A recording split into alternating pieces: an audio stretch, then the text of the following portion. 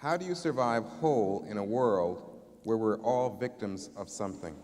That's a nice, big, fat, Eastern, Western philosophical question about how do you get through. Sometimes you don't survive whole, you just survive in part. But the grandeur of life is that attempt. It's not about that solution. It is about, being as fearless as one can. It's that makes it elegant. Good is just more interesting, more complex, more demanding. Evil is silly. It may be horrible, but at the same time, it's not a compelling idea. It's predictable. It needs a tuxedo, it needs a headline, it needs blood, it needs fingernails, it needs all that costume in order to get anybody's attention. But the opposite, which is survival, blossoming, endurance, are already born. We are going to die. So you have to do something interesting that you respect in between. That was wild. I like it. That's fair.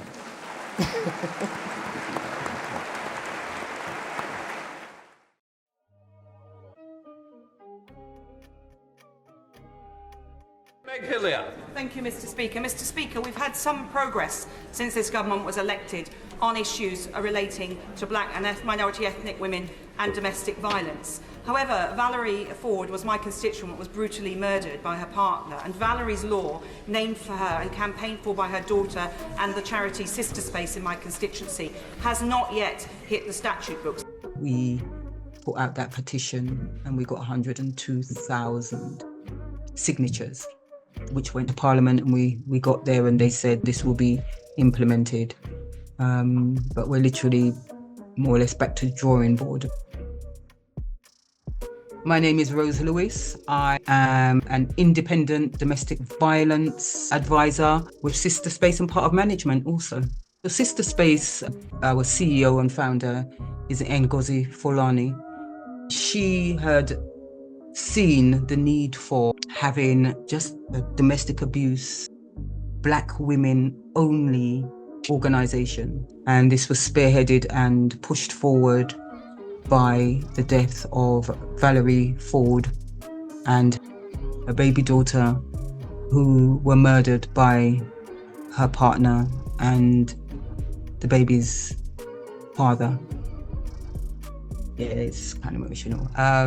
There were a lot of mistakes that were made in Valerie's case. Wholly frustrated. It's very frustrating listening to the women's experiences. I mean, all the girls said, if he had come up and done what he did to me straight up, first time out, I would have never tolerated it. But it didn't start that way. It started with me feeling cared about. And there's so few places in my life where I feel care that, when it was 90% care and 10% abuse, that was a good deal for me. Record. It was for next year. And then they're whispering in the corner. I think sisterhood is one of the most powerful things that women have created. Probably impacted me quite profoundly in my life. I think the ability for women to stand up together in the face of such atrocities is really beautiful. A lot of women don't think they're going through domestic abuse. They don't know they're going through it.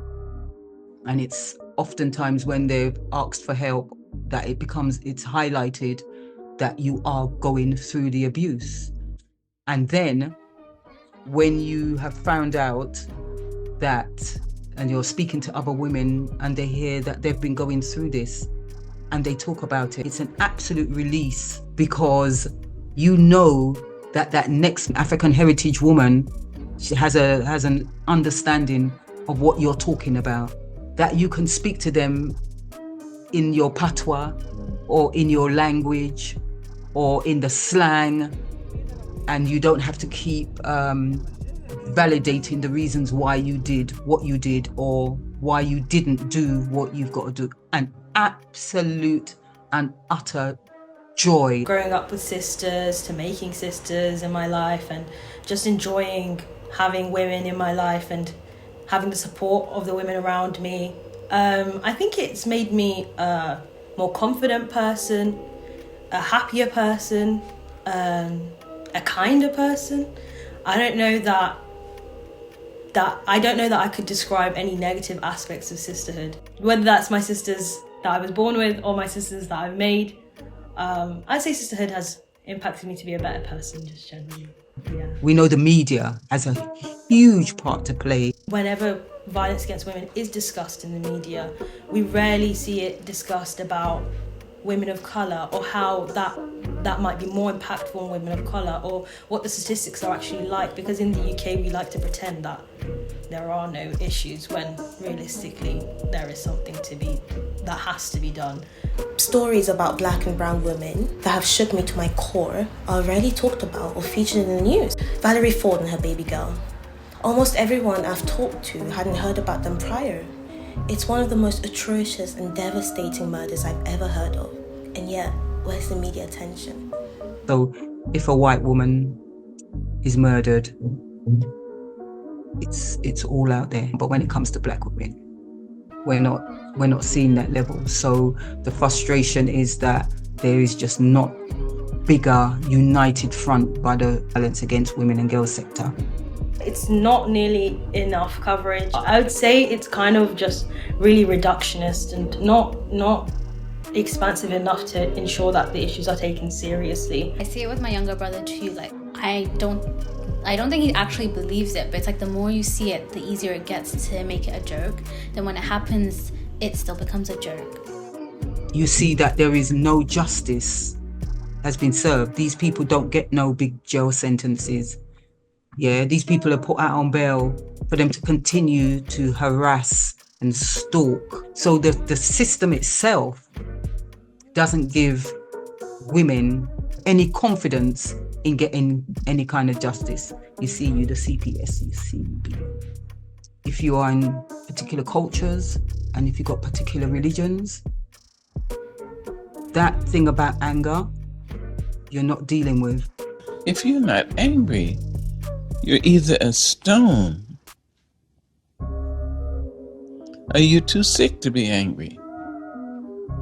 You should be angry. Use that anger, yes. You write it, you paint it, you dance it, you march it, you vote it, you do everything about it, you talk it. Never stop talking it. Here is the list this year. Zay 1.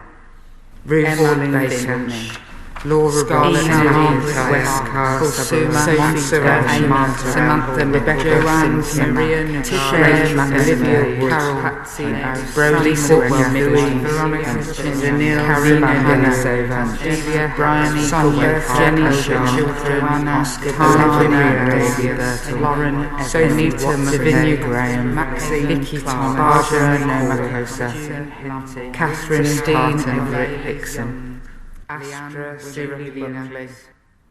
2 women from Birmingham whose names have not yet been confirmed.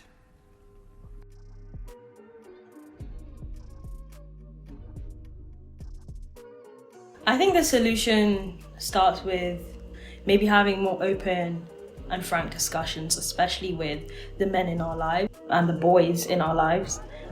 We need to speak to young people and tell them about our experiences. Let's change that paradigm that we had. Don't tell nobody your business. That has to change.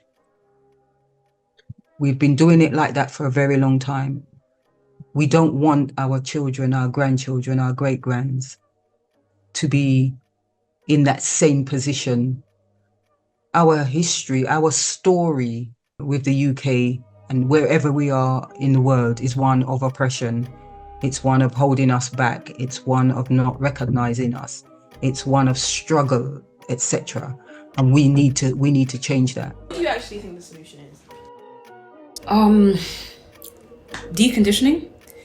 Safe release of women's anger. Institutions listening to us. Laws such as Valerie's law be included in the statute books. Accessibility, a wide attitude change. But for now, we'll sit and talk. No fear. No fear. In moments where I sat and shared my pain with my friends, who are more like my sisters, that burden lessened with each display of anger on my behalf. I think about the women whose stories were not heard, whose murders weren't deemed worthy enough to be covered on the news because of the colour of their skin or the position of class they held. I think about every woman who wasn't believed, who had to sit deep with the pain of what happened and the pain of not having someone to sit with them in it. I look forward to the day women no longer have to become acclimatized to pain. We are taught to be joyful, but we must also be angry. Don't doubt yourself when things get tough. Yeah, just it's a bit like the survivors. Sometimes, a lot of the times, they doubt themselves. They said that I said this, but I know I didn't say that. The gaslighting.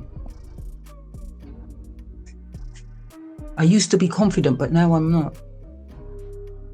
I used to be beautiful, and now I'm not, even though you are. It's all that. So just apply that, and you go for it, young lady. Thank you so much. All right then.